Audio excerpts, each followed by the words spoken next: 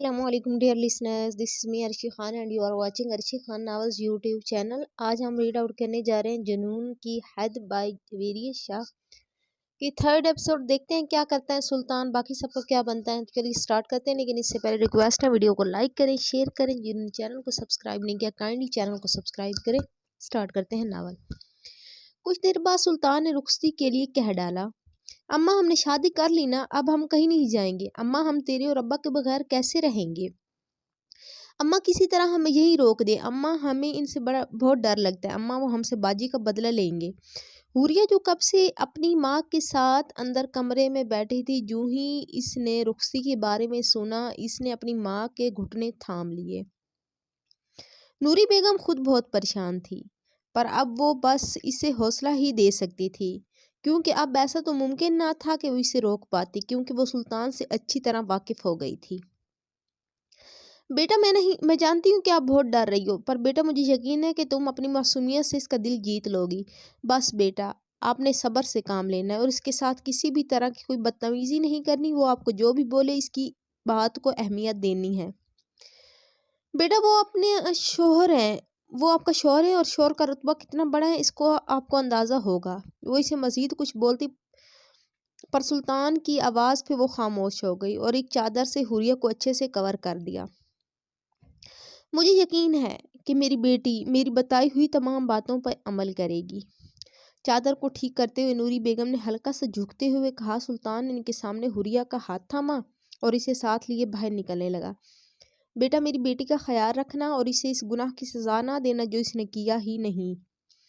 दरवाजे के पास पहुंच के इशफाक साहब की बात पे सुल्तान जरा सा रुका और इनकी तरफ मुड़ के गौर से इन्हें देखने लगा। ओके सुसर जी, आपकी बेटी को कोई तकलीफ नहीं होगी।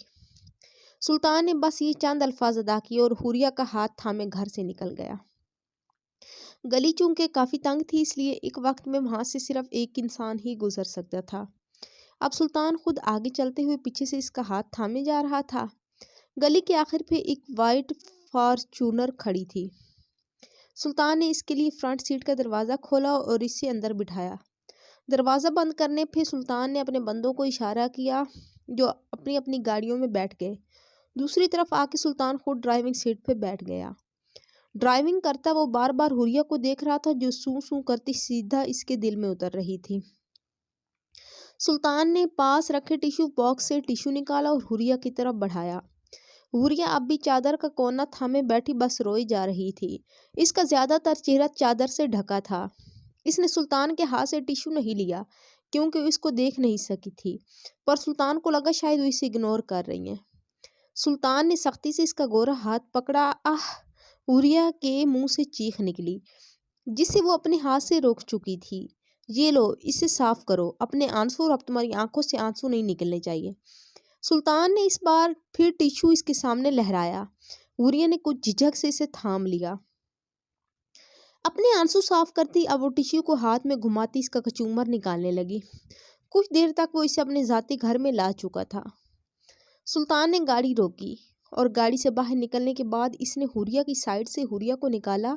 हुरिया अब बहुत डर रही थी, पर अब इसका रोना बिल्कुल ख़त्म हो चुका था। सुल्तान ने गाड़ी की चाबी पास खड़े मुलाजिम की तरफ उछाली। ये लो और गाड़ी गैराज में पार्क कर दो। इतना बोल के वो हुरिया का हाथ थामे अंदर बढ़ गया। सबके आने पे हुमा ने सबको यही बताया कि एमल को जख्म सीढ़ियों से गिरने की वजह से हुई। एमल ने भी सबको यही बताया। इन दोनों ने सब भी यही जाहिर किया कि वो दोनों आज जब घर आई तो यहाँ कोई ना था। ऐसे ही सीढ़ियाँ चढ़ते एमल का पाँव फिसल गया और वो गिर गई, जिसकी वजह से इसके सर पे गहरी चोट लग गई थी, पर अब वो काफ़ी बेहतर थी। एमल अब भी अपने कमरे में बैठी जावियार के बारे में सोच रही थी। कैसे जावियार ने एक बार भी मुड़कर इसे नहीं देखा। कितनी उम्मीद थी इसे कि वो इसे थामेगा, पर जावियार ने इसकी सारी उम्मीदें तोड़ दी। आंखों में आए आंसू साफ करती वो न जाने किसी का नंबर डायल करने लगी, पर सामने से किसी का किस्म का कोई जवाब मौसूल नहीं हुआ। मायूसी से इसने फ़ोन को पास बेड पे फेंका। काश बाबा आप मुझे इधर छोड़ के कभी ना जाते। काश मैं कभी इस घर में आई ही ना होती। इस घर का एक मकीन मेरे दिल का मकीन बन गया, पर वो इतना बेरुख है कि सामने वाले के जान निकाल दे और उफ तक ना कहने दे। जावियार की सोच एक बार फिर इसके दिल पे गहरा वार कर गई। जावी, अब मैं कभी भी आपके करीब जाने की कोशिश नहीं करूंगी। आपके दिल में मेरी क्या हैसियत है, इसका एहसास मुझे अच्छे से हो गया है। मैं जान चुकी हूँ मुझे देख के आपको सिर्फ तकलीफ का एहसास होता है, और मैं सोचती थी कि कभी न कभी आप भी मुझसे मोहब्बत करोगे। कितनी पागल थी मैं। पर अब मैं मजीद आप पे बोझ नहीं बनूंगी। एक बार फिर अपने आंसू साफ करती वो गहरा अज़म कर गई। शम्स आज किसी जरूरी काम से गांव के एक आदमी के घर गया। वो आदमी काफी गरीब था, जिसका एक पाँव टूट चुका था। इस आदमी को शम्स के पास काम करते हुए अभी कुछ दिन ही हुए थे।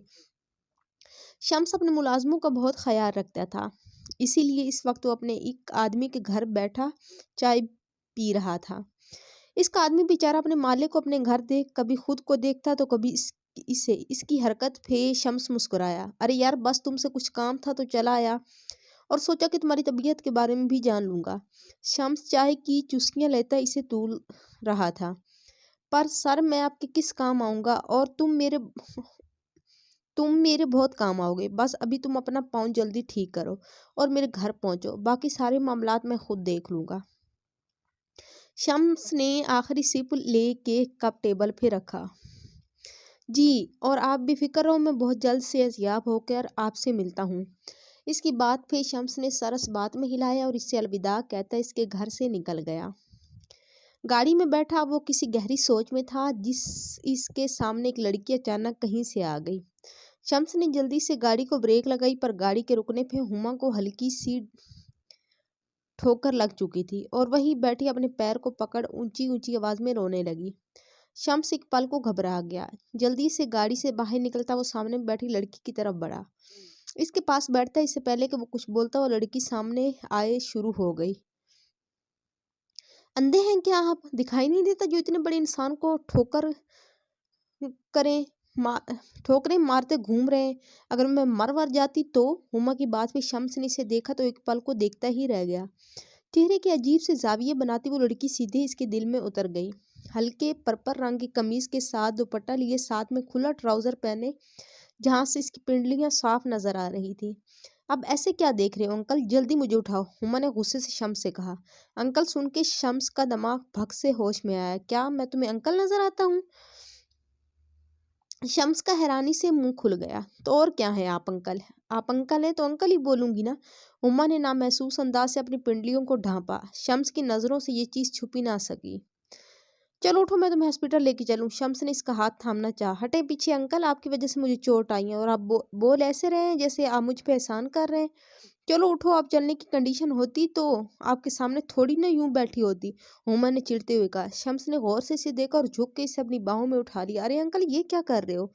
नीचे छोड़ो मुझे, वरना मैं अभी अपनी गार्ड को आवाज दे दूंगी। हुमा ने अपने हाथ इसके सीने में मारते हुए कहा। खबरदार, जो तुमने मुझे एक बार और अंकल बोला।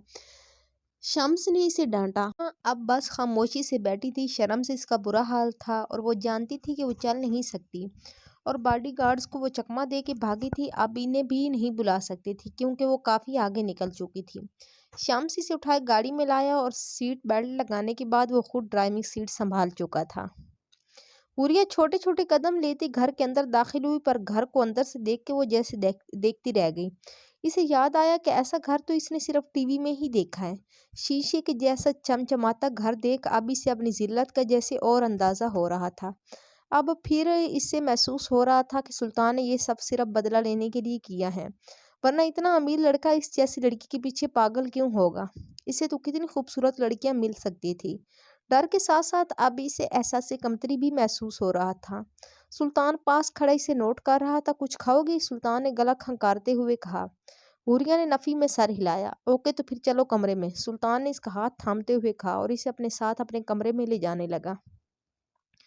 हुरिया को अब ठंडे पसीने आने लगे। सुल्तान के साथ चलती अब वो बहुत डर रही थी। सुल्तान ने इसे कमरे में लाके छोड़ा और दरवाज़ा लॉक किया। हुरिया का दिमाग जैसे साए साए करने लगा।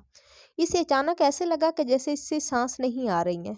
इसे लगा कि अब सुल्तान इसे जान से मारने वाला है। न जाने क्यों इसका दिमाग इसे ऐसे इशारे दे रहा था, ये जानते बूझते भी कि वो इसका शौहर है। इसका दिल बार बार इसे भागने पे उकसा रहा था। न जाने इसे क्या सोची और इसने बिना सोचे समझे भागना शुरू कर दिया। अचानक कमरे का दरवाज़ा खुलने की आवाज़ पे सुल्तान ने देखा तो हुरिया भागी जा रही थी। اس کی یہ حرکت سلطان کا دماغ گھما گئی۔ سلطان بھی جلدی سے اس کے پیچھے بھاگا۔ ٹی وی لاؤنج میں سلطان نے اسے قابو کر لیا تھا۔ چھوڑے مجھے پلیز، مجھے مت ماریے گا، میں نے تو کچھ نہیں کیا، آپ ہی خود نوید بھائی کو پسند کرتی تھی، میں نے انہیں سلطان نے اپنی انگلی اس کے لبوں پہ رکھی۔ سلطان کے ایسا کرنے پہ اس کی جسم پہ کپکپی ہوئی جسے سلطان نے بھی محسوس کیا۔ حوریہ اپنی پوری گولڈن آنکھیں کھولے ہراساں ہوئے اسے دیکھ رہی تھی۔ سلطان جیسے پاگل سا ہونے لگا۔ سلطان جھکا اور اس کے لبوں کو چومنے لگا۔ حوریہ کو تو سمجھ نہ لگی کہ اس کے ساتھ کیا ہوا ہے۔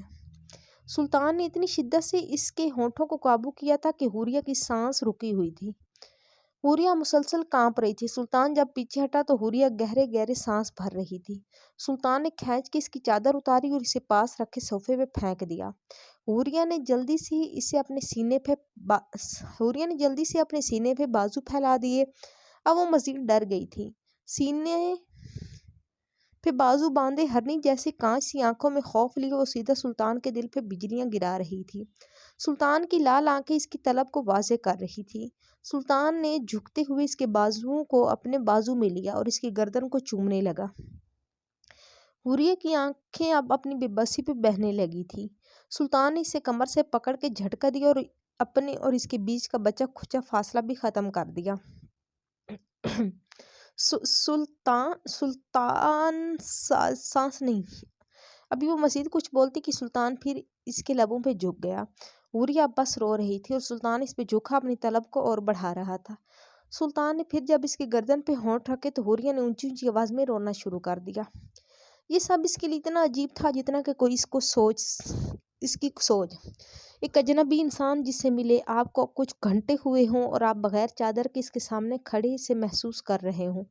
حوریہ نے تو بچپن سے اتنے کم لوگوں کو فیس کیا تھا اور بغیر چادر کے تو وہ آج تک صرف زوبیہ کے سامنے گئی تھی، اور وہ بھی بہت کم بار، اور آج سلطان کا یوں اس کے قریب آنا اور پھر یہ سب اس کی سمجھ سے بالاتر تھا۔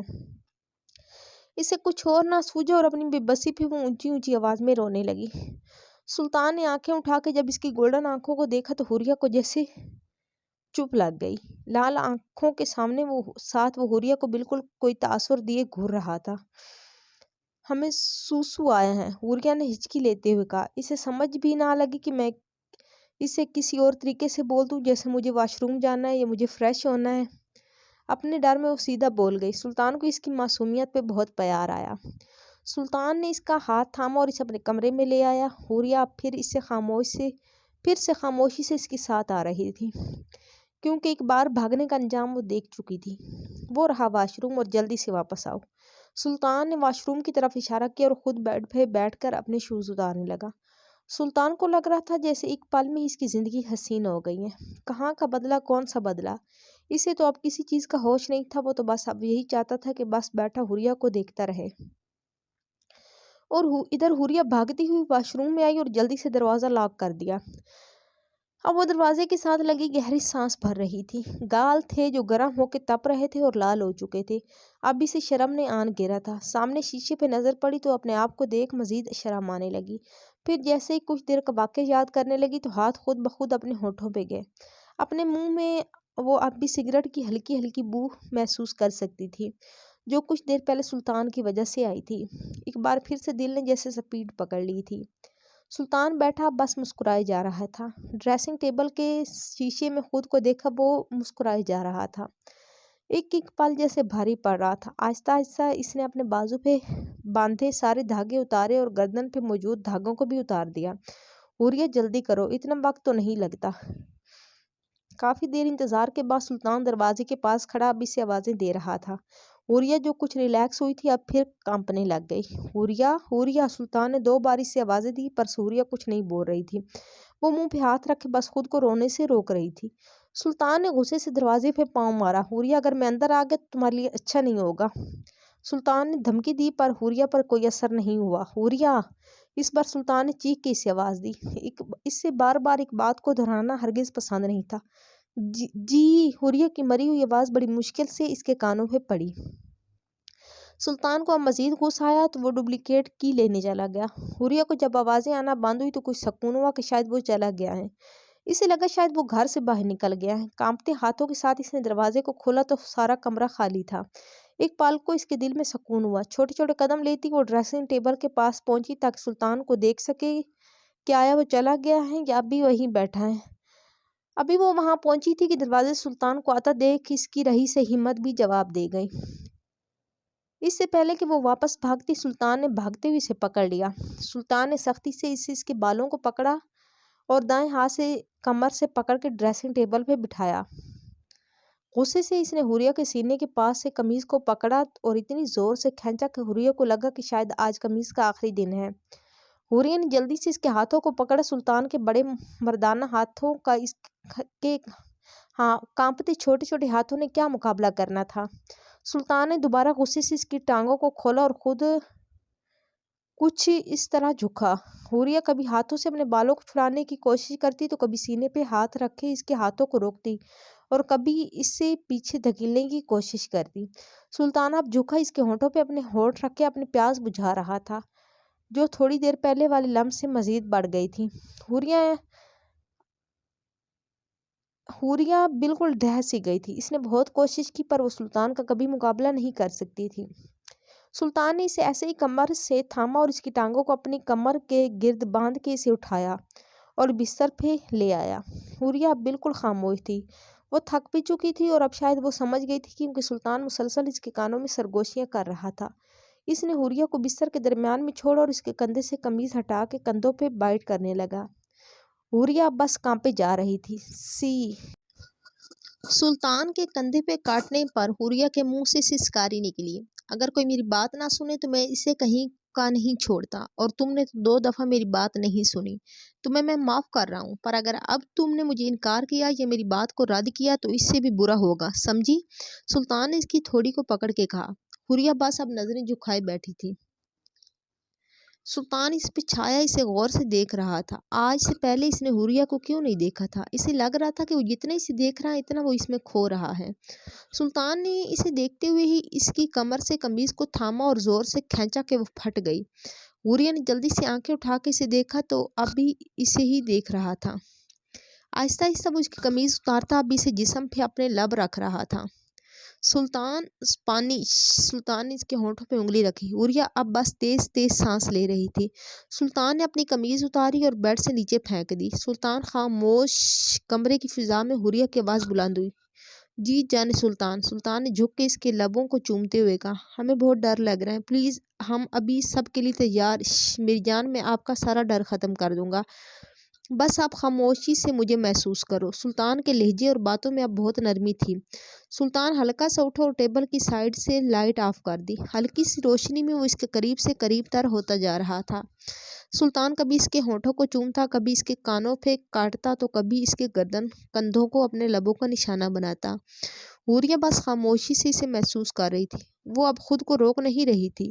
سلطان کو اس کا یوں بات مان لینا بہت پسند آیا تھا۔ اس کے پیٹ پہ جھکتا وہ اس کی سسکاریوں کی وجہ بن رہا تھا۔ کچھ دیر بعد کمرے میں اب ہلکی ہلکی چیخوں سسکاریوں کی آواز بھی گونج رہی تھی۔ سلطان اپنا وجود اس میں شامل کر چکا تھا۔ حوریہ کی سسکیوں کو وہ اپنے لبوں سے چنتا جیسے پاگل سا ہو رہا تھا۔ اس کے آنسوؤں کو اپنے ہونٹوں میں لیتا اسے بے بس کر چکا تھا۔ حوریہ کے تڑپتے اور سسکتے وجود کو وہ بہت محبت سے سنبھال چکا تھا۔ گہری رات کے ساتھ اس کی پہلی نظر کی محبت بھی گہری ہو رہی تھی۔ سلطان اسے حاصل کر چکا تھا۔ اس کے وجود کو بہت محبت سے چنتا وہ اسے ہمیشہ کے لیے اپنا بنا چکا تھا۔ شمس ہما کو لے کے ہسپتال آ چکا تھا۔ اسے ڈاکٹر دیکھ رہے تھے۔ ڈاکٹر کے مطابق اس کے پاؤں میں موچ آ گئی ہے۔ اچانک مڑنے سے موچ اب سوج رہی ہے۔ شمس وہیں اس کے پاس بیٹھا ہما کو دیکھ رہا تھا۔ میم، آپ کو یہ انجیکشن لگانا ہوگا، یہ آپ کو اس درد سے سکون دے گا۔ ایک نرس اس کے پاس آ کے بولی تو انجیکشن کے نام پہ ہما کی آنکھیں مزید کھل گئی۔ نہیں، ہم کوئی انجیکشن نہیں لگائیں گے، آپ پلیز ہمارے بابا کو بلاؤ۔ ہما نے انجیکشن کے نام پہ اپنی ایکٹنگ شروع کر دی۔ چپ کر کے بیٹھ جاؤ، اس سے اتنا درد نہیں ہوگا جتنا تم سوچ رہی ہو، بس تم ادھر ادھر دیکھو اور نرس جلدی سے انجیکشن لگا دے گی۔ جی نہیں، یہ کہاں لکھا ہے کہ ادھر ادھر دیکھنے سے آپ کو انجیکشن کا درد نہیں ہوگا؟ ہما نے بھی اپنی رائے دی۔ اف، درد تو ہوگا پر تمہارا دھیان بھٹکا ہوگا تو درد کم ہوگا۔ انکل آپ چپ رہو اور میرے بابا کو بلاؤ۔ ہما کی بات پہ شمس کو غصہ آنے لگا۔ میں تمہارا نوکر نہیں ہوں جو تم بولو اور میں تمہارے بابا کو بلاؤں۔ شمس نے انکل بولنے والی بات کا بدلہ لیا۔ हुमा को जैसे रोना सा आ गया, इसकी आंखों में आंसू भरने लग गए। अच्छा आप रहने दो, इंजेक्शन नहीं लगाना, बल्कि ऐसा करें आप इन्हें पेन किलर दे दें। शम्स ने पास खड़ी नर्स से कहा। जी सर। नर्स ने सर इस बात में हिलाया और कमरे से बाहर निकल गई। अच्छा मैं तुम्हारे बाबा को कॉल करता हूँ, इनका नंबर बोलो मुझे, शम्स ने हुमा से कहा। तो हुमा ने इसे अपने बाबा का नंबर बोला। शम्स के पास दाऊद साहब का नंबर पहले से मौजूद नहीं था। तुम्हारे बाबा का नाम क्या है? शम्स ने वो नंबर सेव करना चाहा कि क्या वो इनसे बात करने की इरादा रखता था। दाऊद चौधरी। हुमा के मुंह से जो अल्फाज अदा हुए वो शम्स को हैरान कर गए। तो क्या जो लड़की से पसंद आई वो इसके दुश्मन की बेटी थी?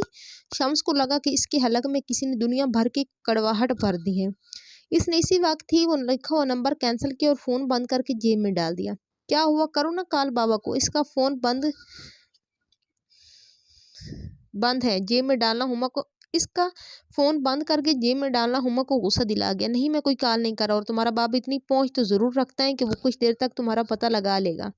शम्स ने कहा और अपनी जगह से उठ गया। ये क्या तरीका है, आप मुझे यहाँ लाए और अब मुझे यूं अकेला छोड़ के जा रहे हो? मुझे अभी आपके साथ जाना है, मुझे नहीं पता, मुझे यहाँ एक मिनट भी नहीं रुकना। हुमा ने जिद करनी शुरू कर दी। अभी वो कुछ बोलता कि दरवाजा जोर से खुला और दाऊद चौधरी भागता हुआ आया और हुमा को गले लगा गया। बाबा। हुमा भी इसके गले लग गई। बाबा की जान, कई बार समझाया है तुम्हें कि यूं गार्ड्स के बगैर कहीं मत जाया करो, पर तुम होगी किसी की सुनती तक नहीं हो।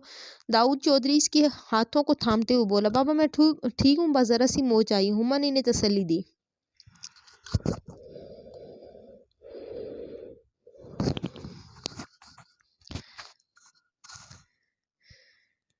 अभी वो मजीद कुछ बोलते कि नहीं शम्स की मौजूदगी का एहसास हुआ। तुम यहाँ क्या कर रहे हो, तुम्हारी हिम्मत कैसी हुई मेरी बेटी के पास आने की? दाऊद साहब ने शम्स को देखते ही गुस्सा शुरू कर दिया। बाबा इनकी कोई गलती नहीं है, बल्कि इन्होंने मेरा ख्याल रखा और मुझे अस्पताल लेके आए। हुमा ने जल्दी से कहा। इसे अंदाजा हो रहा था कि इसके बाबा और इस सामने खड़ा शख्स एक दूसरे को जानते हैं और इनके एक दूसरे से ताल्लुकात अच्छे नहीं है। हुमा ने कहा और शम्स दाऊद साहब को देखता वहां से निकल गया। हुमा इसे देखती रही पर वो कमरे से बाहर निकल गया। बेटा आप ऐसे कैसे किसी पे एतबार कर सकते हो? दाऊद साहब अब हुमा से बोली जो अपनी गर्दन झुकाए बैठी थी। बाबा वो अचानक पैर मुड़ गया और मेरे पास कोई नहीं था, यही थे तो इन्होंने ही मुझे अस्पताल यही ले आए। हुमा ने गर्दन झुकाए हुए कहा। दाऊद साहब ने इसे गले लगाया। अब वो शम्स के बारे में सोच रहे थे। कुछ देर तक इसे अस्पताल से डिस्चार्ज करवा के घर ले जा चुके थे। शम्स का दिमाग कब से खो रहा था। जो लड़की से पहली नजर में पसंद आई थी वो भी कौन, इसकी दुश्मन की बेटी। अपने कमरे में चलता अब बस इसी बारे में सोच रहा था। सर में आई कम इन, इसके खास आदमी मूसा ने कमरे के बाहर से आवाज लगाई। ये इसकी आदत थी, चाहे कोई भी होता कायनात, हत्ता के कायनात भी हो तो वो भी इसके कमरे में इजाज़त लेके आती थी। और इसे वैसे भी किसी का यूं बिना इजाज़त के अपने कमरे में आना हरगिज़ पसंद नहीं था। हाँ मूसा आओ। सोफे पे बैठ के इसने सिगरेट सुलगाया। सर मुझे आपको कुछ बताना है। मूसा कुछ झिझक रहा था। शम्स ने इसे गौर से देखा। मूसा जो भी बात है साफ साफ करो, यूं नजरें ना चुराओ। शम्स ने सिगरेट की राख को पास रखी एश ट्रे में फेंका। सर कुछ दिन पहले जो आप पे हमला हुआ था इसका पता लग चुका है। मूसा की बात पे शम्स को कुछ ज्यादा हैरानी नहीं हुई क्योंकि इसे अंदाजा था मूसा इसका पता लगवा लेगा और शम्स का दिमाग वैसे भी अभी हुमा पे अटका था। तो बोलो भी कौन है वो? शम्स के पूछने पे एक पल को मूसा चुप हो गया। मूसा मेरा दिमाग पहले से ही बहुत खराब है, अब अपने इस मुंह से कुछ बकोगे भी या यूं ही बार बार पूछने पे बताओगे? शम्स के गुस्से पे मूसा ने गहरा सांस भरा और बोलना शुरू किया। सर आप पे वो हमला दाऊद चौधरी के लोगों ने किया था। पुलिस वालों से पता चला है कि इस आदमी को जब बेइंतहा टॉर्चर किया गया तो वो तब भी नहीं बोला, पर जब इससे इसकी बीवी और बेटी को लेके धमकाया गया तो इसने बताया कि इसे दाऊद चौधरी ने आपको मारने की सुपारी दी थी। और इतना ही नहीं, इसने आपको मारने के बाद आपकी लाश को गायब करने का बोला था। इसने आपको मारने के बाद आपकी लाश को गायब करने का भी बोला था। मूसा ने अपनी बात करने के बाद शम्स को देखा तो इसकी आंखें अब गुस्से से लाल हो रही थी। हमने इस दाऊद चौधरी को क्या समझा और वो क्या निकला? शम्स ने गुस्से से पास रखी एक ट्रे को दीवार पे दे मारा। सर अब आप बताएं हमारा अगला कदम क्या होगा? मूसा की बात पे शम्स ने अपना सर सोफे की पुश्त पे गिराया। मूसा बस आप मेरे हुक्म का इंतजार करो, इस दाऊद चौधरी को तो मैं छोड़ूंगा नहीं, और इस बार तो मेरे हाथ इसकी खास कमजोरी आई है। शम्स ने दिन का मंजर याद करते हुए कहा। दाऊद चौधरी की आंखों में वो अपनी बेटी के लिए फिक्र देख चुका था।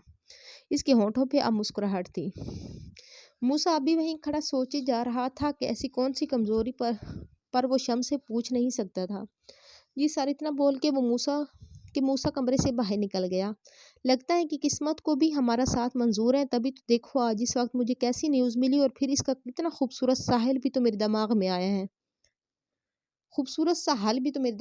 ہے۔ بہت جلد ملاقات ہوگی میری بیبی ڈال۔ شمس تصور میں ہما کو سوچتا گہرا مسکرایا۔ سلطان کی آنکھ کسی نرم سے احساس سے کھلی تھی۔ آنکھوں کو مسلتا وہ جاگا تو اسے اپنے بازو پہ بوجھ محسوس ہوا۔ دیکھا تو حوریہ گہرے سانس بھرتی اس سے بازو پہ سر رکھے سو رہی تھی۔ اس کا رخ سلطان کی طرف ہی تھا۔ سلطان کو لگا اس سے خوبصورت منظر اس نے کبھی بھی نہ دیکھا ہو۔ حوریہ کے بال بالکل بکھر چکے تھے، ہونٹ آپس میں سختی سے بند تھے، جیسے اگر انہیں ذرا سا بھی کھلا چھوڑا تو سلطان پھر سے شروع ہو جانا ہے۔ کندھے اور سینے کا کچھ حصہ واضح تھا اور باقی اس کے جسم کو کمفرٹر نے کور کر رکھا تھا۔ گالوں پہ خاص کر کندھے، گردن اور اپنی سینے پہ بہت سارے جامنی رنگ کے نشان تھے جو کل رات ہوئی داستان کو بیان کر رہے تھے۔ اس نشان کو دیکھ کر سلطان پھر سے بے قابو ہونے لگا۔ ہلکا سا جھکتا ہوا اس کے ہونٹوں کو اپنے ہونٹوں میں لے گیا، پر جلد ہی اسے احساس ہوا کہ وہ بخار سے تپ رہی ہیں۔ سلطان پیچھے ہٹا اور اپنے ہاتھ کی پشت کو اس کی گالوں پہ رکھ کے بخار کی شدت کو محسوس کرنے لگا۔ بخار کافی تیز تھا۔ سلطان جلدی سے اٹھا اور حسنین کو کال کی۔ حسنین گہری نیند میں تھا جب اسے سلطان کی کال آئی۔ کافی دیر وہ اسے اگنور کرتا رہا، پر سامنے بھی سلطان تھا جو مسلسل کالیں کر رہا تھا، کیونکہ وہ جانتا تھا کہ اس کا دوست ایسے اٹھنے والا نہیں ہے۔ کیا ہے یار، سونے کیوں نہیں دیتا؟ حسنین نے کال اٹھا کے چڑھتے ہوئے کہا۔ جلدی کر اور کوئی لیڈی ڈاکٹر کو لے کے میرے گھر پہنچ جلدی۔ آدھے گھنٹے میں اگر تو ادھر نہ پہنچا تو میں تجھے اچھے سے ڈیل کروں گا۔ سلطان نے اتنا بول کے کال کاٹ دی۔ حسنین کا تو مانو خون کھول گیا۔ اسے بہت ساری گالیوں سے نوازتا وہ اٹھ گیا تھا۔ اگر نہیں پہنچا تو سلطان نے مار مار کے برا حال کر دینا ہے، اور اب اسے تجسس بھی تھا کہ آخر شادی کی پہلی صبح اس نے یوں لیڈی ڈاکٹر کو کیوں بلایا ہے۔ سلطان اسے کال کرتا واپس کمرے میں آیا اور اپنے کپڑے لے کے شاور لینے چلا گیا۔ جلدی میں شاور لیتا وہ باہر آیا۔ ڈاکٹر کو لے کے حسنین کسی وقت بھی آ سکتا تھا۔ الماری سے اپنی کھلی شرٹ اور ٹراؤزر لا کے حوریہ کے پاس بیٹھ گیا۔ اس کا دل تو شرارت کرنے پر تھا، پر حوریہ کی حالت کی وجہ سے ابھی وہ کوئی ایسی ویسی حرکت نہیں کر سکتا تھا۔ اس کے پاس بیٹھا وہ اس کے ایک نقش کو دیکھ رہا تھا۔ اس کے کان کے پاس جھکتا وہ اسے جگانے لگا۔ حوریہ جو گہری نیند میں تھی وہ اس پہ غنودگی چھائی تھی۔ اب اس سے اپنے پاس اپنے نام کی آوازیں سنائی دے رہی تھی۔ ہلکی آنکھ کھلی تو سامنے سلطان اس پہ جھکا اسے آوازیں دے رہا تھا۔ رات کا ایک منظر یاد آیا تو اسے لگا کہ آج وہ شرم سے ہی مر جائے گی۔ گال اب بالکل لال ہو چکے تھے۔ سلطان کا سامنا کرنا اب اس کے لیے بہت مشکل تھا۔ سلطان کو جب محسوس ہوا کہ وہ جاگ گئی ہیں تو وہ پیچھے ہٹ گیا۔ دونوں کی نظریں ملی تو حوریہ نے جلدی سے نظریں جھکا دی۔ اس کا شرمسار چہرہ دیکھ سلطان کو اس پہ بہت پیار آیا۔ وہ اس کے گال پہ جھک گیا۔ حوریہ آوازیں کانپ رہی تھی۔ ڈرو نہیں، ابھی میں کچھ نہیں کہتا۔ تمہاری طبیعت بہت خراب ہے، میں نے ڈاکٹر کو بلایا، وہ کچھ دیر تک آتی ہوگی۔ اس سے پہلے تمہیں کپڑے چینج کرنے ہوں گے۔ سلطان نے اسے گہری نظروں سے دیکھتے ہوئے کہا، پھر اسے شرارت سوجی۔ او یس، میرا مطلب ہے کپڑے پہننے ہوں گے، سلطان نے مسکراتے ہوئے کہا۔ حوریہ اپنی انگلیاں مروڑتی پزل سی ہو رہی تھی۔ ہم پہن کے آتے ہیں۔ حوریہ نے بغیر سوچے سمجھے اٹھنا چاہا، پھر اپنی پوزیشن کا احساس ہوا تو جلدی سے واپس بیٹھ گئی۔ سلطان مسکراتا ہوا کپڑے دیکھنے لگا۔ وہ ہمیں نہانا تھا تو حوریہ کچھ بولتی رک گئی۔ اس بار سلطان کا کہکا کمرے میں گونجا۔ حوریہ اب بس رونے ہی والی تھی۔ اچھا نہیں تنگ کر تمہیں، رونا مت، میں تمہارے لیے ناشتہ بناتا ہوں، تم یہ پہن لو، اور شاور نہیں لینا ورنہ بخار میں مزید مسئلہ ہو جائے گا۔ اس کے گال تھپ تھپاتا وہ کمرے سے باہر نکل گیا۔ حوریہ کی کنڈیشن کافی خراب تھی، اس کے لیے چلنا کافی مشکل تھا۔ بہت مشکل سے چند قدم چلتی وہ ڈریسنگ روم میں بیٹھی چینج کرنے لگی۔ سلطان کمرے میں آیا تو وہاں موجود نہیں تھی۔ واش روم میں چیک کیا پر وہاں بھی وہ موجود نہیں تھی۔ سلطان نے ڈریسنگ روم میں جھانکا تو وہاں وہ دیوار کے ساتھ لگی بیٹھی تھی۔ حوریہ، سلطان اسے آواز دیتا اس کے پاس پہنچا۔ یہاں کیوں بیٹھی ہو؟ سلطان نے اسے گہری نظروں سے دیکھتے ہوئے پوچھا۔ اس کے کپڑے حوریہ کو بہت زیادہ کھلے تھے، گلا کافی گہرا تھا، اور حوریہ بیچاری ابھی اس کنڈیشن میں نہیں تھی کہ وہ ابھی اپنے آپ کو صحیح سے کور کرتی۔ سلطان نے اسے اپنی باہوں میں اٹھایا۔ سلطان، ہم چل لیں گے، حوریہ نے اس کے گلے میں بازو ڈالتے ہوئے کہا۔ وہ بھی جانتی تھی کہ ابھی اس سے چلنا مزید مشکل ہوگا، اور سلطان کے سامنے عجیب طریقے سے چلنے پہ اسے شرمندگی ہونی تھی، اس لیے وہ بھی زیادہ بحث نہیں کر رہی تھی۔ سلطان نے اسے بیڈ پہ چھوڑا اور ایک ہلکا کمفرٹر اس پہ اڑا دیا۔ وہ اٹھا اور ڈریسنگ ٹیبل کے دراز سے ایک پن لے کے آیا جو حوریہ بیڈ کے سرہانے پہ بیٹھی سے دیکھ رہی تھی۔ سلطان حوریہ کے پاس آیا اور اس کے گلے کے پیچھے سے شرٹ اکٹھی کر کے اس پن سے باندھ دیا جس سے حوریہ کا واضح ہوتا سینہ بالکل چھپ گیا۔ حوریہ کی شرمندگی نے آن گھیرا۔ وہ کیسے اتنی لاپرواہ ہو سکتی تھی؟ سلطان نے اس کی شرمندگی محسوس کی تو اس کے ہاتھ تھامتا ہوا اس کے پاس بیٹھ گیا۔ میں نہیں چاہتا کہ تمہیں کوئی لڑکی بھی ایسے دیکھے، اور مجھ سے شرماؤ مت، کیونکہ کل رات کے بعد ہمارے درمیان ایسا کچھ نہیں بچا جس سے تم مجھ سے جھجکو۔ اس کے بالوں کو باندھتا وہ سیدھا حوریہ کے دل کی دھڑکنیں بڑھا رہا تھا۔ کہاں کل وہ اسے سخت ناپسند کرتی تھی اور کہاں آج وہ اس کے اتنے قریب تھا۔ بیل کی آواز پہ سلطان اس کی چادر اسے اڑاتا کمرے سے باہر چلا گیا۔ حوریہ بس اسی کے بارے میں سوچ رہی تھی۔ اس کا لمس وہ ابھی خود میں محسوس کر سکتی تھی۔ دروازہ کھول کے ایک ماڈرن لڑکی کمرے میں آئی جس کے ہاتھ میں ایک مہنگے برانڈ کا پرس تھا۔ ڈاکٹر تو وہ کہیں سے نہیں لگ رہی تھی۔ اس کے پیچھے سلطان بھی تھا جو حسنین سے باتیں کرتا آ رہا تھا۔ وہ ڈاکٹر حوریہ کے پاس آ کے بیٹھی سے گہری نظروں سے دیکھ رہی تھی۔ آپ لوگ پلیز باہر ہی رہیں، مجھے ان کا چیک اپ کرنے دیں۔ میں یہاں کیوں نہ رکوں؟ اور تمہیں جو کرنا ہے جلدی کرو، اس کی طبیعت ویسے بھی نہیں ٹھیک۔ سلطان کی آواز پہ ڈاکٹر خاموش ہو گئی۔ یار کیا کر رہا ہے؟ انہیں ان کا کام کرنے دینا۔ ڈاکٹر چیک اپ کرو، ہم باہر بیٹھے آپ کا انتظار کر رہے ہیں۔ حسنین نے سلطان سے کہہ کر ڈاکٹر کو مخاطب کیا اور خود سلطان کا ہاتھ تھامے کمرے سے باہر نکل گیا۔ سلطان کا دماغ ویسے بھی خراب ہو رہا تھا۔ ابے تو نے اس کے ساتھ کیا کیا؟ کل تک تو بالکل ٹھیک تھی اور ایک رات میں تو نے اسے مریضہ بنا دیا۔ اس کا چہرہ دیکھا تھا؟ ارے اس کے چہرے سے ہی لگ رہا تھا کہ بیچاری بخار سے بالکل بے حال ہے۔ حسنین نے سلطان سے کہا جو صوفے پہ بیٹھا سگریٹ سلگا رہا تھا۔ سلطان نے گہری خاموشی کے ساتھ اسے دیکھا۔ ایک منٹ، کہیں تو نے اس کے ساتھ رشتہ تو نہیں بنایا؟ حسنین کو اب اس کے بخار کا کچھ اندازہ ہو رہا تھا۔ سلطان اب بھی خاموشی سے بیٹھا سگریٹ سلگا رہا تھا۔ یار تو ایسا کیسے کر سکتا ہے؟ تو جانتا بھی تھا نا کہ وہ تو اسے کافی چھوٹی ہے اور وہ میری بیوی ہے۔ اتنی دیر میں سلطان کے منہ سے پہلا جملہ نکلا تھا۔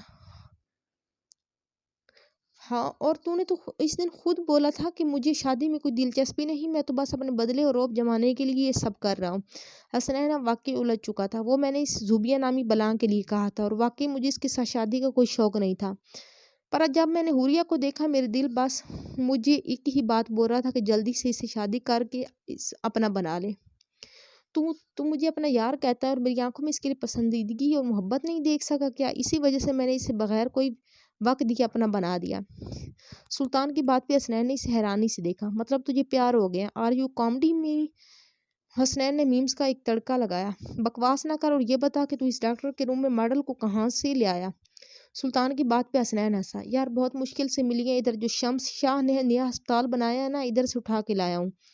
ویسے تو یہ کیا مسئلہ ہے؟ ایسے یار جب تو گاڑی پارک کرنے گیا تھا نا، مجھ پہ چانس مار رہی تھی۔ سلطان کو تھوڑی دیر پہلے کا منظر یاد آیا جب وہ اسی لیے حوریہ کے پاس آ رہا تھا۔ تب ٹی وی لاؤنج میں وہ اس کا ہاتھ پکڑ کے اسے روک چکی تھی اور اس سے پہلے کہ وہ کچھ اور کرتی سلطان نے اس کے جبڑوں کو اتنی زور سے تھاما کہ بیچاری کا پورا منہ بکری جیسا ہو گیا۔ ہاں ہاں یار تیرے صحیح مزے ہیں، ادھر ایک نہیں مل رہی اور تجھے پہ تو کتنی مہربان ہے، حسنین نے ہنستے ہوئے کہا۔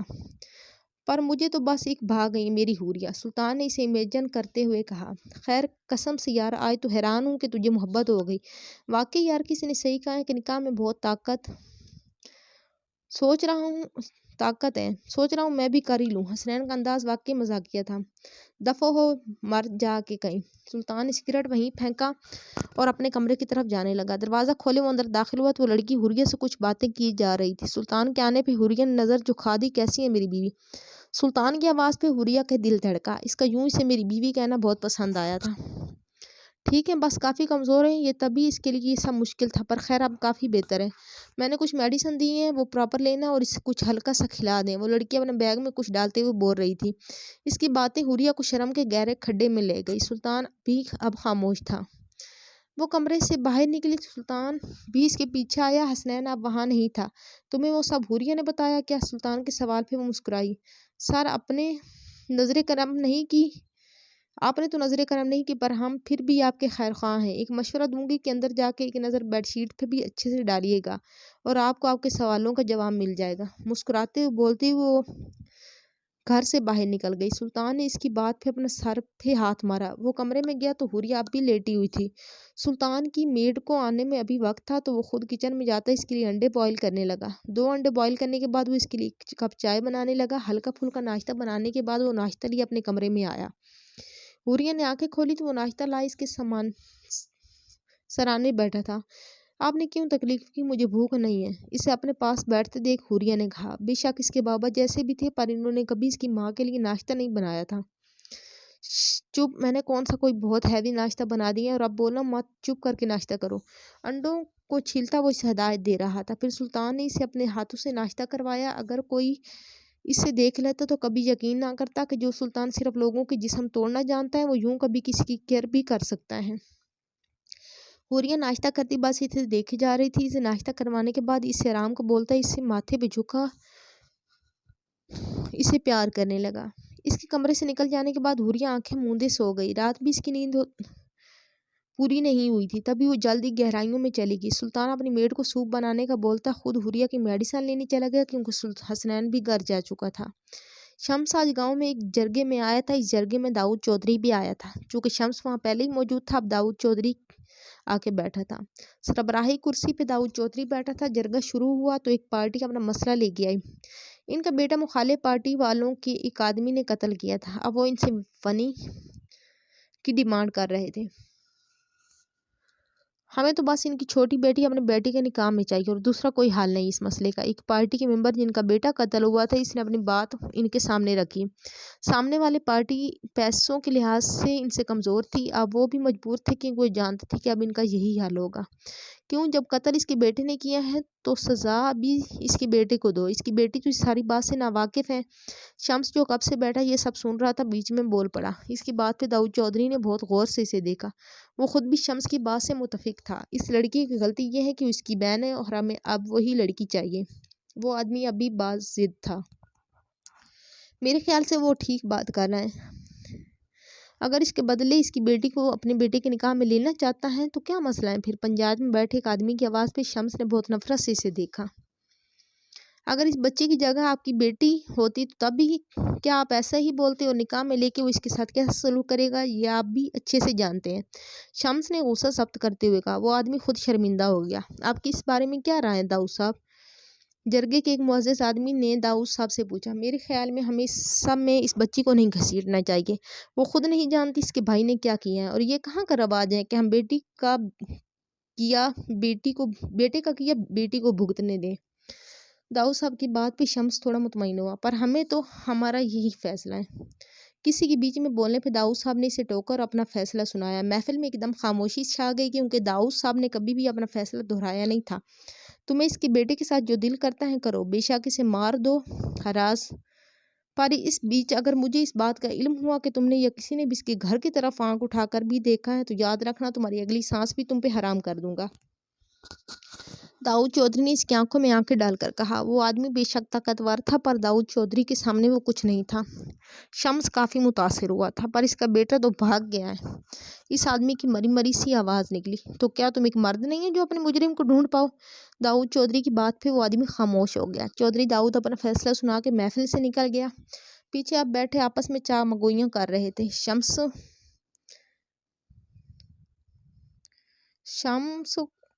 اٹھتا ہوا خود اس جرگے سے نکل گیا۔ زاویار اپنے آفس میں بیٹھا کوئی کیس ریڈ کر رہا تھا۔ اس کا سر اس وقت کافی درد کر رہا تھا۔ کانسٹیبل کو چائے کا بولتا وہ دوبارہ کام میں مصروف ہو گیا۔ سر کا درد رات کو نیند پوری نہ ہونے کی وجہ سے ہوا تھا۔ ساری رات وہ کروٹیں بدلتا اپنے کچھ دن پہلے کیے عمل کے بارے میں سوچ رہا تھا۔ اس کا دل اسے بار بار یہ اشارہ دیتا کہ تم نے صحیح نہیں کیا، پر دماغ ہر بار دل کی بات کو جھٹلا دیتا۔ خود سے ہو رہی اس جنگ سے اب وہ خود بہت پریشان تھا۔ ابھی بھی اس کا دھیان ایمل کی طرف تھا، وہ صحیح سے کام نہیں کر پا رہا تھا۔ ایک بار بھی اس نے ایمل کا پتہ نہیں کیا تھا کہ وہ ٹھیک بھی ہے یا نہیں۔ ان سے بھرا وہ مرد اب بھی جھکنے کو تیار نہیں تھا۔ انا سے بھرا وہ مرد اب بھی جھکنے کو تیار نہیں تھا۔ غصے سے فائل بند کرتا وہ گھر کے لیے نکل گیا۔ اس کا اہم کیس تقریباً ختم ہونے والا تھا پر وہ اب گھر نہیں جانا چاہتا تھا کہ وہ ابھی ایمل کا سامنا بالکل نہیں کرنے والا تھا۔ دکھتے سر کی وجہ سے وہ فائل کلوز کرتا اپنے گھر کی طرف نکل گیا۔ گھر میں داخل ہوتی وہ فریش ہونے چلا گیا۔ فریش ہونے کے بعد کچھ ہلکا پھلکا پہنتا وہ اپنے لیے کافی بنانے کے لیے کچن چلا آیا۔ ابھی اس نے پتیلے پہ پانی چڑھایا ہی تھا کہ اس کا فون رنگ کرنے لگا۔ دیکھا تو اپنے باپ کا فون تھا۔ السلام علیکم بابا، زاویار نے خوش دلی سے کہا۔ وعلیکم السلام میری بیٹی، کیسے ہو؟ لگتا ہے تمہارا وہیں دل لگ گیا ہے جو ایک بار ماں باپ کو کال کرنے کی زحمت نہیں کی۔ داؤد صاحب کی آواز میں کچھ حد تک شکوہ تھا۔ بابا آپ کو پتہ تو ہے کہ میری ڈیوٹی کا کسی بھی وقت میری ضرورت پڑ سکتی ہے، اور ابھی تو میں ایک بہت اہم کیس دیکھ رہا تھا۔ مطلب کہ اب کیس ختم ہو گیا ہے؟ داؤد صاحب کی بات میں ایک سوال تھا۔ جی بابا تقریباً مکمل ہو گیا ہے، پر ابھی تم کوئی اور کیس مت لینا۔ میں چاہتا ہوں کہ تم کچھ دنوں کے لیے گاؤں آؤ۔ تمہاری ماں بھی کتنے دن سے تمہاری راہ دیکھ رہی ہیں، اور تم آؤ اور کچھ اپنے چھوٹے بھائی کو بھی عقل دو، پتہ نہیں اتنے دن کہاں سے کہاں ہیں۔ داؤد صاحب کی توپوں کا رخ اب سلطان کی طرف تھا۔ سلطان کو زیادہ تر زاویار ہی ہینڈل کرتا تھا، کیونکہ دانیال کو تو وہ ہمیشہ چکمہ دے دیتا تھا۔ ان کی بات پہ آج کتنے دن بعد زاویار کے ہونٹ مسکرائے۔ سلطان اسے بہت پیارا تھا۔ بچپن سے وہ ہمیشہ سلطان کو اپنے باپ کی ڈانٹ سے بچاتا تھا۔ بابا ٹھیک ہو جائے گا وقت کے ساتھ ساتھ، ابھی اس پہ کوئی ذمہ داری نہیں ہے، جب شادی کرے گا تو خود بخود سنبھل جائے گا۔ زاویار نے ہمیشہ کی طرح اس کی طرفداری کی۔ مجھے تو مشکل ہی لگتا ہے کہ وہ کبھی سدھر پائے گا۔ خیر چلو تم آؤ تو ہم بات کریں گے، داؤد صاحب نے بات ختم کرتے ہوئے کہا۔ جی بابا میں انشاءاللہ کل تک آ جاؤں گا، آج کافی دیر ہو چکی ہے، ورنہ آج آ جاتا۔ زاویار نے دل کے کہیں نہ کہیں اس کا دل بھی تھا کہ وہ گاؤں جائے۔ اوکے پھر کل انشاءاللہ ملاقات ہوگی۔ جی بابا ضرور، چلیں پھر کل ملتے ہیں، اپنا خیال رکھیے گا، اللہ حافظ۔ اپنے بابا سے بات کرنے کے بعد وہ لیپ ٹاپ کھولے بیٹھا اب اپنا نیکسٹ کیس دیکھ رہا تھا۔ سلطان دوائیاں لے کے آیا تو حوریہ اب بھی سو رہی تھی۔ سلطان نے میڈ کو کھانا بنانے کا کہا اور خود دوائی لیتا کمرے میں آ گیا۔ میڈ چونکہ تھوڑی ضعیف تھی، اس لیے سلطان کو اندازہ تھا کہ وہ کھانا بنانے میں ٹائم لگائے گی۔ سلطان دوائیاں ٹیبل پہ چھوڑتا اپنے شوز اتارتا فریش ہونے چلا گیا۔ ہلکا ٹراؤزر پہنے اور ہلکی سی ٹی شرٹ پہن کے وہ مرر کے سامنے کھڑا اپنے بال خشک کر رہا تھا۔ بال خشک کرنے کے بعد ماؤتھ فریشر استعمال کرنے لگا، کیونکہ اسے اندازہ تھا کہ اس کے منہ سے سگریٹ کی بو آ رہی تھی، کیونکہ ابھی کچھ دیر پہلے اس نے کافی سگریٹ پی تھی۔ دھاگے وغیرہ اتارتا وہ اپنی مونچھوں کو تاؤ دیتا حوریہ کے ساتھ کمفرٹر میں گھس گیا۔ حوریہ کی کمر میں ہاتھ ڈالتا وہ اسے اپنے قریب کھینچ گیا۔ حوریہ تو جیسے گدھے گھوڑے بیچ کے سوئی تھی۔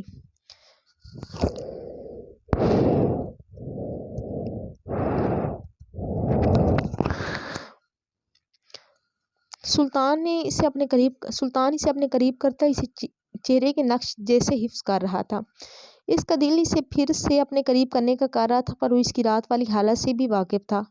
خود پہ کنٹرول کرتا وہ بس اسے دیکھے جا رہا تھا۔ پاس رکھا اپنا آئی فون اٹھاتا وہ اس کا چہرہ اپنی گردن کے قریب کرتا سیلفیاں لینے لگا۔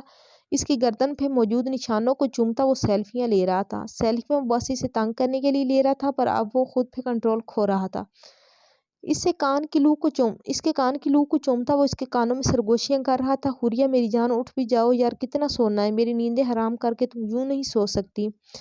سلطان اس کے بالوں کو چومتا اسے جگانا چاہ رہا تھا۔ حوریہ کی نیند کافی حد تک پوری ہو چکی تھی۔ سلطان کی سرگوشیوں سے وہ جاگ چکی تھی، پر اس کے یوں قریب ہونے پہ وہ بس چپ چاپ لیٹی شرما رہی تھی۔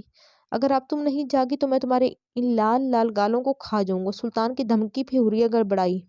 ہم جاگ رہے ہیں، حوریہ نے جلدی سے کہا۔ اس کی بات پہ سلطان گہرا مسکرایا۔ اچھا تو مجھے بتایا کیوں نہیں، میں اپنا رات والا کام دوبارہ شروع کر دیتا۔ سلطان نے اپنی مسکراہٹ ضبط کرتے ہوئے کہا۔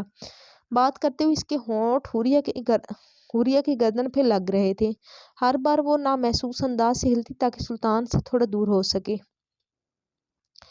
ہمیں بہت بھوک لگی ہے۔ حوریہ سے جب کوئی اور بات نہ بنی تو بھوک کی بات کر دی، اور واقعی سے بھوک لگی تھی، کیونکہ کل سے وہ اتنی پریشانی میں تھی کہ کوئی صحیح سے کھا بھی نہیں پائی۔ ابھی کھانا بن رہا ہے، تب تک ہم ایک بار کیا بولتی ہو؟ سلطان پیچھے کو ہوا اور اس کے گالوں کو چومتے ہوئے کہا۔ حوریہ اب نظریں جھکائے بیٹھی کنفیوز ہو رہی تھی۔ اس کے یہ روپ سلطان کی جیسے جان نکال رہا تھا۔ بہت مشکل سے وہ خود پر کنٹرول کر رہا تھا۔ یہ دیکھتے ہیں نیکسٹ ایپیسوڈ میں کیا بنتا ہے۔ تب تک کے لیے دیجیے اجازت، اللہ حافظ، ٹاٹا، بائے بائے۔